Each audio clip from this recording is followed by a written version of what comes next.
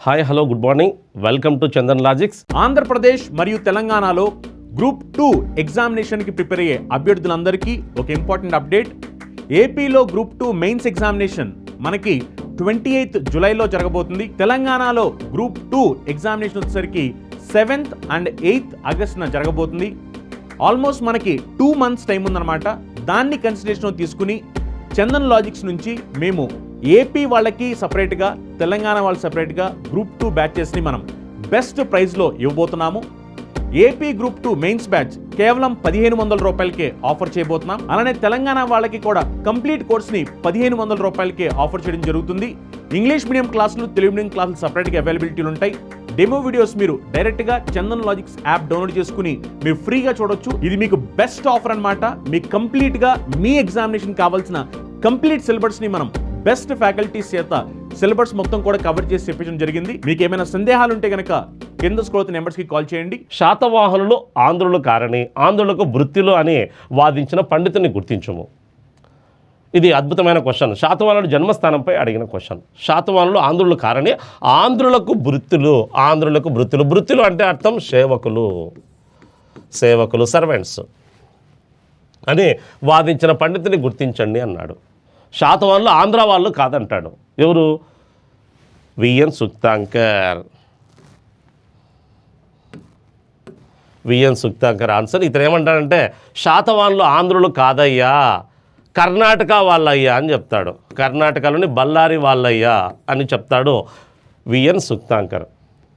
VN Sukthankar శాతవాహనులు ఆంధ్రులు కాదు, కర్ణాటక వాళ్ళు. ఆంధ్రులకు వృత్తులే శాతవాహనులు అంటారు. అంటే శాతవాహనులు ఆంధ్ర వాళ్ళు కాదు, కర్ణాటక వాళ్ళు. ఈ ఆంధ్ర వాళ్ళకి శాతవాహనులు సేవకులుగా పనిచేశారు కాబట్టి ఆంధ్రులు వేరు, శాతవాహనులు వేరు అని వాదించిన వ్యక్తి ఇతను. ఆంధ్ర వాళ్ళు వేరు, శాతవాహనులు వేరు అని చెప్తాడు విఎన్ సుక్తాంకర్.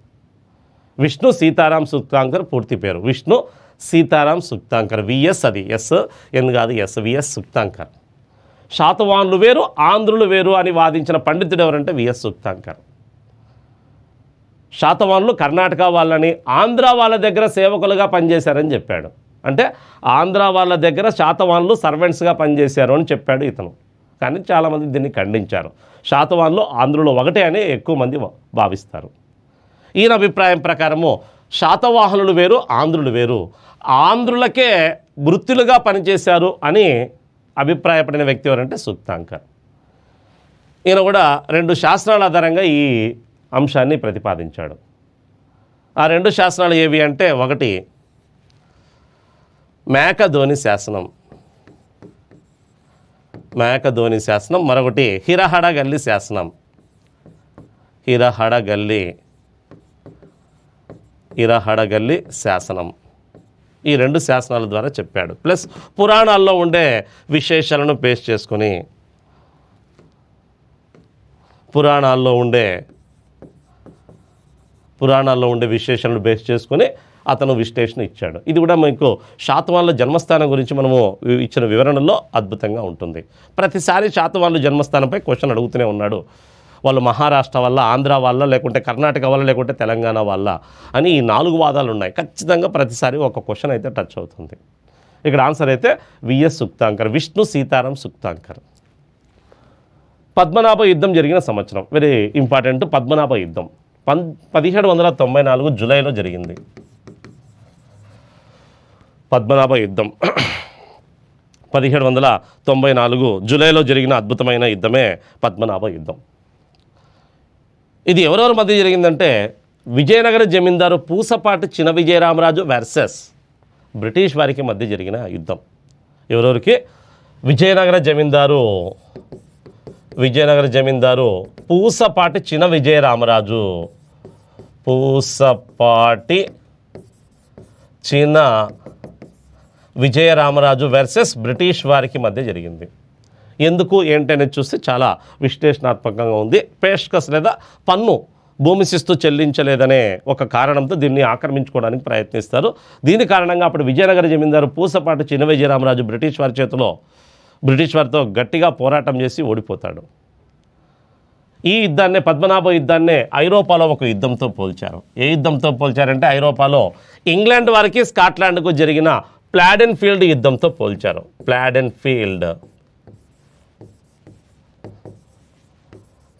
ఫీల్డ్ వార్తో పిలుస్తారు. ప్లాడెన్ ఫీల్డ్ యుద్ధం ఇంగ్లాండ్ వర్సెస్ స్కాట్లాండ్ల మధ్య జరిగింది. ఆ యుద్ధం వల్లనే స్కాట్లాండ్ ఇంగ్లాండ్లో విలీనం అయిపోయింది. ఇప్పుడు కూడా స్కాట్లాండ్ ఇంగ్లాండ్లో ఒక భాగంగానే కొనసాగుతుంది. దీని గురించి కూడా మనము అక్కడ విశ్లేషణాత్మకంగా వివరణ చెప్పాం. పూసపాటి చిన విజయరామరాజు వర్సెస్ బ్రిటిష్ వారికి మధ్య జరిగిన యుద్ధమే పద్మనాభ యుద్ధం. విశాఖ జిల్లాలోని పద్మనాభం అనే ప్రాంతంలో బ్రిటిష్ వారికి ప్లస్ విజయనగర జమీందారికి జరగడం వల్ల దీనికి పద్మనాభ యుద్ధం అని పేరు వచ్చింది. ఐరోపాలో ఏ యుద్ధంతో దీన్ని పోల్చారంటే ప్లాడెన్ ఫీల్డ్ యుద్ధంతో పోల్చారు. వెరీ ఇంపార్టెంట్, మళ్ళీ కూడా రిపీట్ అయ్యే అవకాశం ఉంటుంది. మరో క్వశ్చన్ చూద్దాం. ఇది మోడర్న్ హిస్టరీ క్వశ్చనే. మద్రాస్ ప్రెసిడెన్సీలో రైత్వారీ విధానాన్ని మొదట ఎక్కడ ప్రవేశపెట్టారు? ఇండియన్ హిస్టరీ పరంగా, ఏపీ హిస్టరీ పరంగా వెరీ వెరీ ఇంపార్టెంట్. మద్రాస్ ప్రెసిడెన్సీలో రైత్వారీ విధానాన్ని మొదట ఎక్కడ ప్రవేశపెట్టారు? మొట్టమొదట రైత్వారీ పద్ధతిని ప్రవేశపెట్టిన ప్రాంతం మద్రాస్ రాష్ట్రంలోని సేలం జిల్లాలోని బారామహల్ అనే గ్రామంలో ప్రవేశపెట్టారు. బారామహల్ అనే గ్రామం ఎక్కడ? Madras ప్రెసిడెన్సీలోని Salem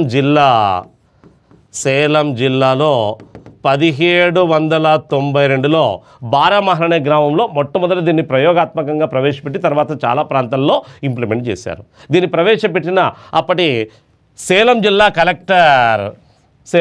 collector Charles read అనే వ్యక్తి. ఎవరు? Charles read, captain Charles read. మరొక అప్పటి ఆయన సేలం జిల్లా కలెక్టర్. ఇక సబ్ కలెక్టర్గా పనిచేస్తున్న వ్యక్తి థామస్ మన్రో.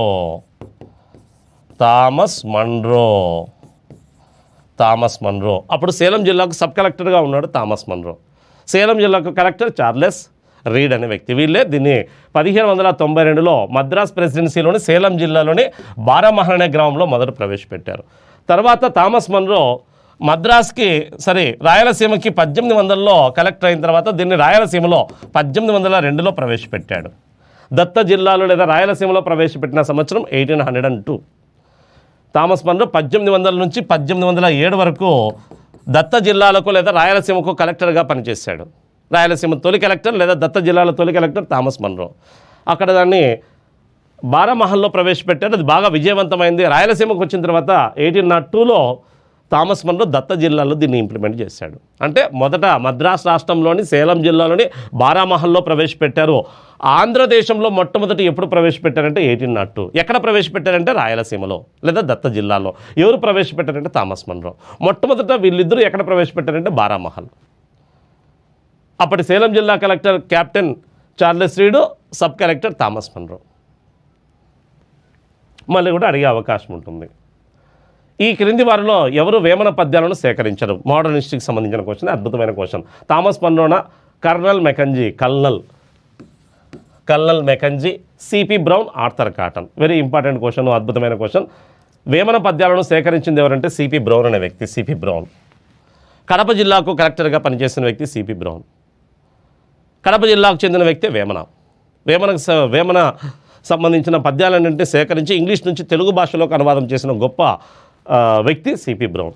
ఇతనే ఇంగ్లీష్ టు తెలుగు డిక్షనరీని కూడా తయారు చేశాడు సిపి బ్రౌన్. తెలుగు భాషను నేర్చుకుని తెలుగు నుండి ఇంగ్లీష్లోకి, ఇంగ్లీష్ నుంచి తెలుగులోకి డిక్షనరీని రూపొందించిన వ్యక్తి ఆంగ్లేయుడు సిపి బ్రౌన్. కడప జిల్లాకు కలెక్టర్గా పనిచేసిన వ్యక్తి సిపి బ్రౌన్. వేమన పద్యాలను సేకరించి వాటిని ఇంగ్లీష్లోకి ట్రాన్స్లేట్ చేశాడు. వేమనపై పరిశోధనలు చేసిన వ్యక్తి రాళ్లపల్లి అనంత శర్మ అనే వ్యక్తి. ఈ వేమన రెడ్డి అనే వ్యక్తి గొప్ప రెడ్డి రాజుల కాలంలో జీవించిన ఒక యువరాజు. తర్వాత ఆయన యోగిగా మారిపోయి సమాజంలో ఉండే కుళ్ళు కుతంత్రాలను వివరిస్తూ పద్యాలు రాశాడు. వేమన పద్యాలు తెలుగులో ఉన్నాయి. వాటిన్నింటినీ సేకరించి ఆంగ్లంలోకి ట్రాన్స్లేట్ చేసిన వ్యక్తి సిపి బ్రౌన్. ఇతనే తెలుగును ఇటాలియన్ ఆఫ్ ద ఈస్ట్గా అభివర్ణించిన రెండవ వ్యక్తి. తెలుగును ఇటాలియన్ ఆఫ్ ద ఈస్ట్గా అభివర్ణించిన మొదటి వ్యక్తి ఎవరంటే ఇటలీ దేశానికి చెందిన నికోలో కాంటే. తర్వాత సిపి బ్రౌన్ కూడా తెలుగు భాషను ఇటాలియన్ ఆఫ్ ద ఈస్ట్గా అభివర్ణించాడు తెలుస్తుంది. థామస్ మన్రో దత్త జిల్లాలో తొలి కలెక్టర్, రైత్వారీ పద్ధతిని ప్రవేశపెట్టిన వ్యక్తి. కల్నల్ మెకంజీ కైఫియతుల పితామహుడు అని పిలుస్తారు. సర్ ఆర్థర్ కాటన్ గోదావరి నదిపై ధవళేశ్వరం ఆనకట్ట నిర్మించిన గొప్ప ఆంధ్రుడు. వీళ్ళంతా ఆంధ్రదేశానికి సేవ చేసిన ఆంగ్లేయులు. ఇది మీకు కూడా ఆంధ్రదేశానికి సేవ చేసిన ఆంగ్లేయులోనే కాన్సెప్ట్లో మీకు ఏపీ హిస్టరీలో టచ్ అవుతుంది.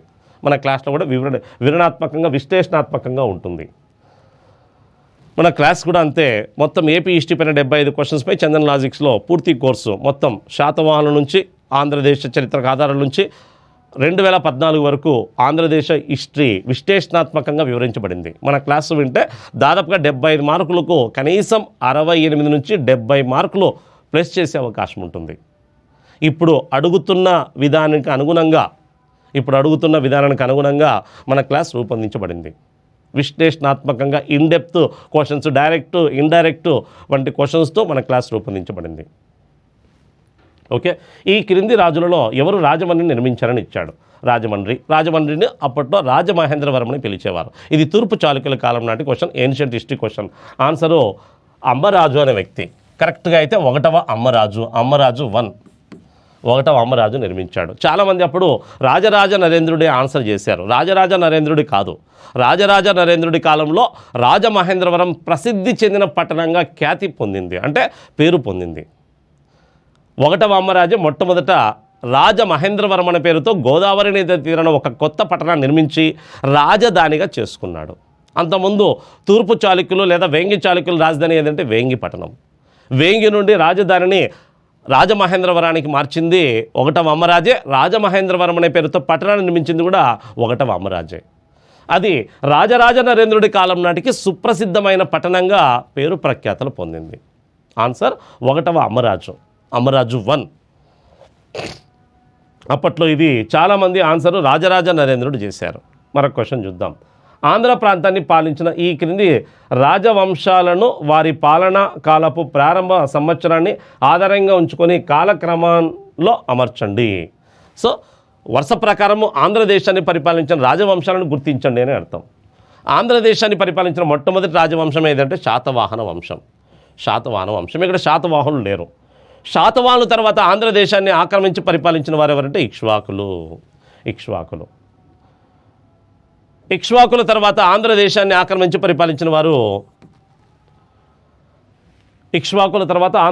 పరిపాలించిన వారు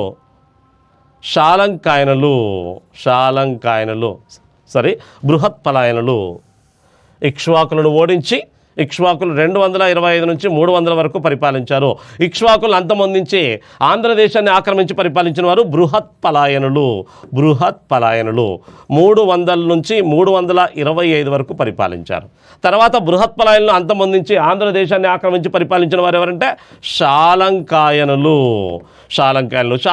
అంతమొందించి అధికారంలోకి వచ్చిన వారు ఎవరంటే విష్ణుకుండినులు. అంటే మొదట శాతవాహనుల తర్వాత ఒకరు ఇక్ష్వాకులు, రెండో వారు బృహత్పలాయనులు, మూడో వారు శాలంకాయనులు, నాలుగో వారు విష్ణుకుండినులు. ADCB answer. ADCB answer D. ADCB. అప్పట్లో ఇది సింపుల్ క్వశ్చన్, కానీ చాలామంది కన్ఫ్యూజ్ అయిపోయారు. ఎవరి తర్వాత ఎవరు వచ్చారనే దానిపైన ఇబ్బంది గురయ్యారు. మొదట శాతవాహనులు లేరు కాబట్టి శాతవాహనుల తర్వాత ఇక్ష్వాకుల తర్వాత బృహత్పలాయనులు తర్వాత శాలంకాయనుల తర్వాత విష్ణుకుండినులు. వీరితో పాటు ఇంకొకరు కూడా ఉన్నారు, వారే ఆనంద గోత్రజులు కూడా ఆంధ్రదేశాన్ని పరిపాలించారు. ఆనంద గోత్రజులు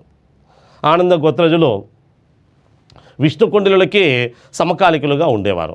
విష్ణుకుండినుల టైంలో గుంటూరు ప్రాంతాన్ని, నెల్లూరు ప్రాంతాలను పరిపాలించిన వారు ఆనంద గోత్రజులు. అయితే ఇక్కడ వాళ్ళు పేరు లేరు కాబట్టి ఆన్సరు ఏడిసిబి. ఇక్ష్వాకులు తర్వాత బృహత్పలాయనులు తర్వాత శాలంకాయనులు తర్వాత విష్ణుకుండినులు. అంటే అప్పట్లోనే కొన్ని క్వశ్చన్స్ బాగా కఠినమైనవి అడిగాడు, కొన్ని ఈజీగా అడిగాడు. గాథా సప్తశతిని రచించింది ఎవరు? చాలా ఈజీ క్వశ్చన్. హలుడు రచించాడు. ఏ భాషలో రచించాడంటే ప్రాకృత భాషలో రచించాడు గాథా సప్తశతి. ఇందులో 700 శృంగార గాథల గురించి కనిపిస్తాయి. నాటి సమాజంలో ప్రతిబింబించే అనేక విషయాలను హలుడు కళ్ళకు కట్టినట్టుగా 700 శృంగార గాథల రూపంలో రచించాడు దీన్ని. అందుకే గాథా సప్తసతి. గాథలు అంటే నాటి సమాజంలో కనిపించే విశేషాలు. సప్త అంటే 7, శత అంటే 100. 700 గాథలను, నాటి సమాజంలో ప్రతిబింబించే 700 గాథలను ఆయనకు కళ్ళకు కట్టినట్టు వివరించాడు. ఏ భాషలో వివరించాడంటే ప్రాకృత భాషలో. ఆన్సర్ హలుడు. ఈజీ క్వశ్చన్, చాలాసార్లు అడిగాడు, దాదాపుగా అందరూ ఆన్సర్ చేస్తారు. ఇక మోడర్న్ హిస్టరీకి సంబంధించిన క్వశ్చన్. వందే మాతరం ఉద్యమ కాలంలో బిపిన్ చంద్రపాల్ ఆంధ్రాలోని జిల్లాలను దర్శించారు. ఆయన మచిలీపట్నంలో బస చేసినప్పుడు ఎవరి అతిథిగా ఉన్నాడు? ఇది డిఫరెంట్ క్వశ్చన్, చాలా కఠినమైన క్వశ్చన్ చెప్పచ్చు. అప్పట్లో ఇది అద్భుతమైన క్వశ్చన్, చాలా కఠినమైన క్వశ్చన్. మరి వందే మాతరం ఉద్యమం, ఆంధ్రదేశంలో వందే మాతరం ఉద్యమం ఎప్పుడు స్టార్ట్ అయింది అంటే ఇండియాలో 1905లో స్టార్ట్ అయింది, ఏపీలో కూడా అంతే. 1905 నుండి 8 వరకు కొనసాగింది.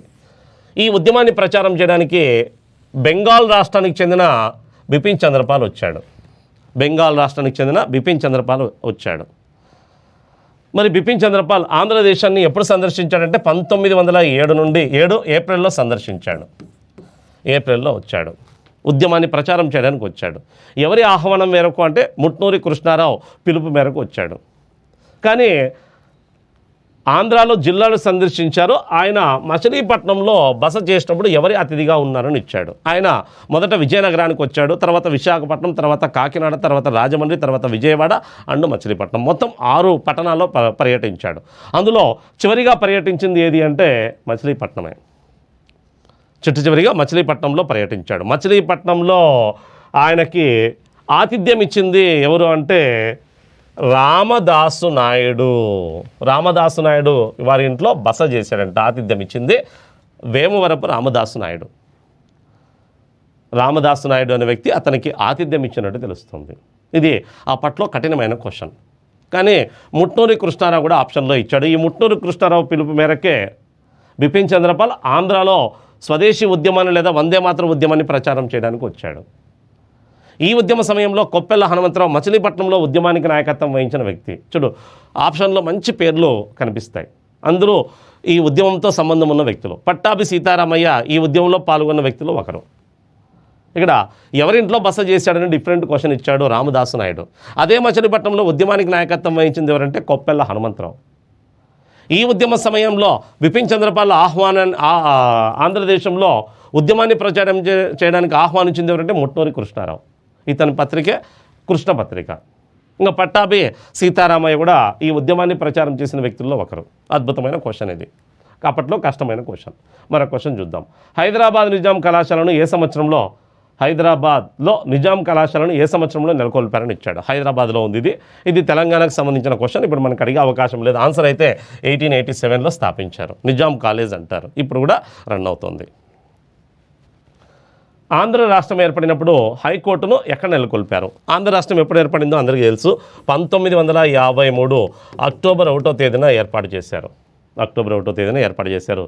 ఏది రాజధానిగా ఏర్పడింది? కర్నూలు రాజధానిగా ఏర్పడింది. కానీ శ్రీబాగ్ ఒప్పందం పేరుకు రాజధాని రాయలసీమలో ఉంటే హైకోర్టు ఆంధ్రాలో ఉండాలని చెప్పారు. అందుకే రాజధాని ఆంధ్ర రాష్ట్రపు రాజధాని ఏది అంటే కర్నూలు రాజధానిగా ఆంధ్ర రాష్ట్రము 11 జిల్లాలతో ఏర్పడింది.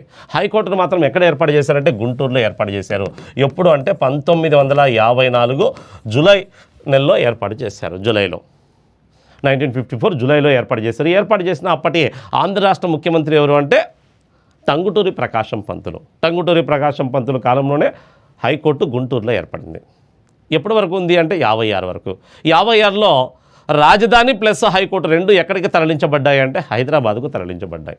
అంటే 56, 54, 55, 56 వరకు మాత్రమే గుంటూరు ఆంధ్ర రాష్ట్రానికి హైకోర్టుగా కొనసాగింది. ఈజీ క్వశ్చన్ ఇది. ఇక మళ్ళీ శాతవాహనుల క్వశ్చన్. శాతవాహనుల పాలనా కాలంలో నిగమ సభలు ఏ పాలన నిర్వహించేవని అడిగాడు. నిగమ సభలు అంటే పట్టణ సభలు అని. పట్టణాన్ని పరిపాలించే సభలను నిగమ సభలు అంటారు. ఈ నిగమాల గురించి బౌద్ధ గ్రంథాల్లో వృషభదత్తుడి నాసిక్ శాస్త్రంలో ప్రస్తావన ఉంది. నిగమ సభలు నేను పరిపాలించామంటే పట్టణాలని. ఇక్కడ గ్రామాలు, నగరములు, ప్రాదేశికములు, మత విషయాలు అని ఇచ్చాడు. ఆన్సర్ వచ్చి నగరములు లేదా పట్టణములు. శాతవాహనుల కాలంలో పట్టణాలను లేదా నగరములను ఏమని పిలిచేవారంటే నిగమములు అని పిలిచేవారు.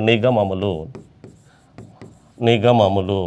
వీటిని పరిపాలించే సభలను ఏమని పిలిచేవారంటే నిగమ సభలు అని పిలిచేవారు. నిగమ సభల్లో ప్రధానంగా సభ్యులు ఎవరంటే వర్తకులు లేదా వ్యాపారులు ప్రధానంగా సభ్యులు. వీటి గురించి మనకి వేటిలో ప్రస్తావన ఉంది అంటే బౌద్ధ గ్రంథాల్లో ప్రస్తావన ఉంది.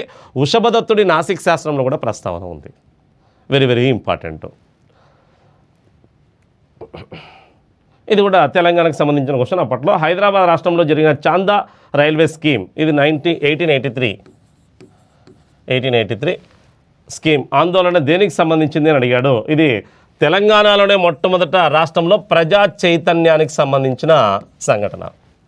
ప్రజా చైతన్యానికి సంబంధించిన సంఘటన. ఇది తెలంగాణ వాళ్ళకు వెరీ ఇంపార్టెంట్, ఆంధ్ర వాళ్ళకు మళ్ళీ అడిగే అవకాశం లేదు, జస్ట్ గుర్తుంచుకోండి. అప్పుడు ఉమ్మడి ఆంధ్రప్రదేశ్లో ఉన్నప్పుడు 2008లో ఎగ్జామ్ జరిగింది కాబట్టి తెలంగాణ ఇష్యూస్ కూడా సిలబస్లో ఉండేవి. అందుకే కొన్ని తెలంగాణ క్వశ్చన్స్ కూడా ఒక తెలంగాణ ఇష్యూస్ సంబంధించిన క్వశ్చన్స్ సుమారుగా ఒక 10 వరకు కనిపిస్తాయి.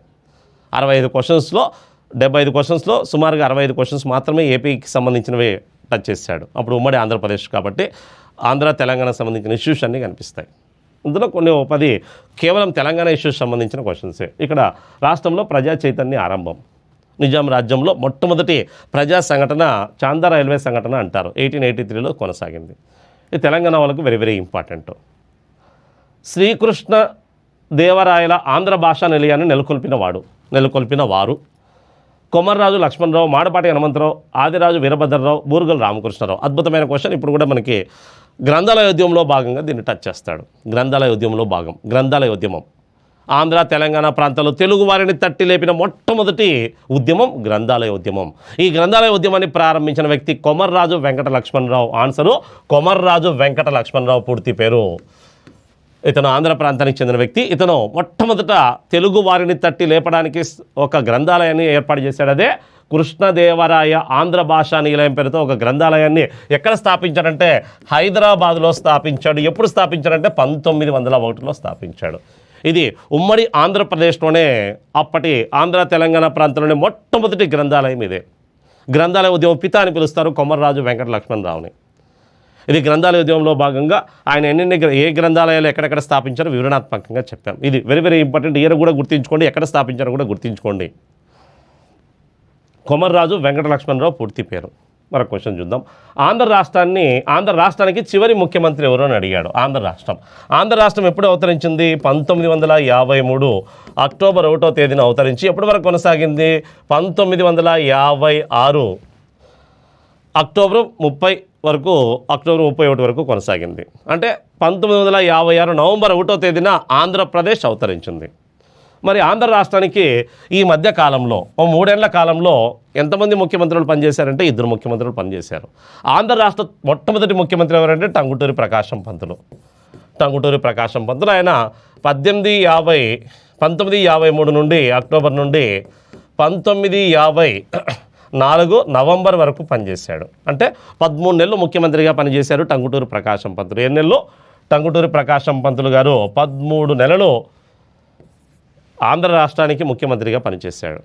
ఆంధ్ర రాష్ట్రానికి తర్వాత ఆయన మద్యపాన నిషేధ బిల్లు విషయంలో విభేదాలు తలెత్తడంతో తన సీఎం పదవికి రాజీనామా చేయడంతో ఆంధ్ర రాష్ట్రంలో మొట్టమొదటిసారిగా రాష్ట్రపతి పాలన ప్రవేశపెట్టారు. ఎప్పటి నుంచి ఎప్పటి వరకు? 1954 నవంబర్ నుండి 1955 మార్చి వరకు ఆంధ్ర రాష్ట్రంలో రాష్ట్రపతి పాలన ప్రవేశపెట్టబడింది. మొదటి ముఖ్యమంత్రి టంగుటూరి ప్రకాశం పంతులు. అప్పుడు ఉప ముఖ్యమంత్రిగా ఉన్నది ఎవరంటే నీలం సంజీవ్ రెడ్డి. అయితే తర్వాత 1955లో ఆంధ్ర రాష్ట్రంలో మొట్టమొదటిసారిగా మధ్యంతర ఎన్నికలు జరిగాయి. ఆ ఎన్నికల్లో మళ్ళీ కాంగ్రెస్ పార్టీ పూర్తిగా విజయం సాధించి ముఖ్యమంత్రిగా ఎవరిని నియమించిందంటే బెజవాడ గోపాలరెడ్డిని నియమించింది. బెజవాడ గోపాలరెడ్డి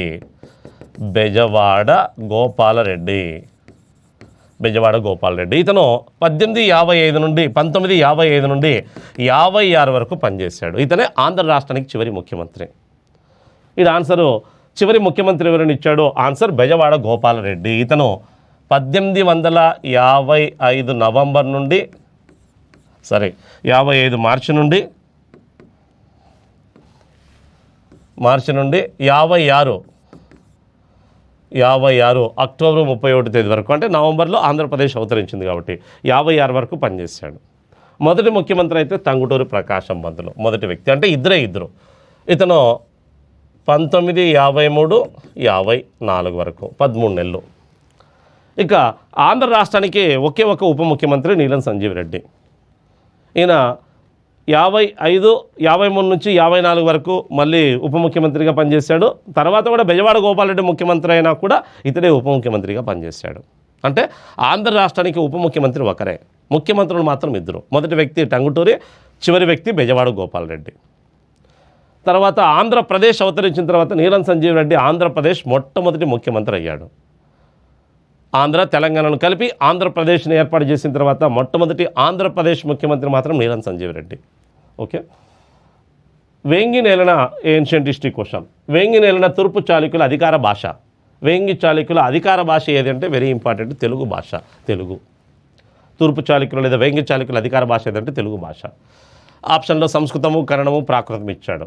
అప్పట్లో ఎక్కువగా బాగా ప్రాచుర్యంలో ఉన్న భాష ఏదంటే సంస్కృతం. కానీ సంస్కృతం బాగా ప్రాచుర్యంలో ఉన్నప్పటికీ వీరు తెలుగును అధికార భాషగా స్వీకరించినట్టు తెలుస్తోంది. ఆంధ్రప్రదేశ్ మరియు తెలంగాణలో గ్రూప్ 2 ఎగ్జామినేషన్కి ప్రిపేర్ అయ్యే అభ్యర్థులందరికీ ఒక ఇంపార్టెంట్ అప్డేట్. ఏపీలో గ్రూప్ 2 మెయిన్స్ ఎగ్జామినేషన్ మనకి 28th జూలైలో జరగబోతుంది. తెలంగాణలో గ్రూప్ 2 ఎగ్జామినేషన్ వచ్చేసరికి 7th and 8th ఆగస్టున జరగబోతుంది. ఆల్మోస్ట్ మనకి 2 months టైం ఉందన్నమాట. దాన్ని కన్సిడరేషన్ తీసుకుని చందన్ లాజిక్స్ నుంచి మేము ఏపీ వాళ్ళకి సపరేట్గా, తెలంగాణ వాళ్ళకి సపరేట్గా గ్రూప్ 2 బ్యాచెస్ని మనం బెస్ట్ ప్రైస్లో ఇవ్వబోతున్నాము. ఏపీ గ్రూప్ 2 మెయిన్స్ బ్యాచ్ కేవలం 1500 రూపాయలకే ఆఫర్ చేయబోతున్నాం. అలానే తెలంగాణ వాళ్ళకి కూడా కంప్లీట్ కోర్స్ని 1500 రూపాయలకే ఆఫర్ చేయడం జరుగుతుంది. ఇంగ్లీష్ మీడియం క్లాసులు, తెలుగు మీడియం క్లాసులు సపరేట్గా అవైలబిలిటీలు ఉంటాయి. డెమో వీడియోస్ మీరు డైరెక్ట్గా చందన్ లాజిక్స్ యాప్ డౌన్లోడ్ చేసుకుని మీరు ఫ్రీగా చూడొచ్చు. ఇది మీకు బెస్ట్ ఆఫర్ అన్నమాట. మీకు కంప్లీట్గా మీ ఎగ్జామినేషన్ కావాల్సిన కంప్లీట్ సిలబస్ని మనం బెస్ట్ ఫ్యాకల్టీస్ చేత సిలబస్ మొత్తం కూడా కవర్ చేసి చెప్పించడం జరిగింది. మీకు ఏమైనా సందేహాలు ఉంటే కనుక కింద స్క్రోల్ అవుతున్న నెంబర్స్కి కాల్ చేయండి.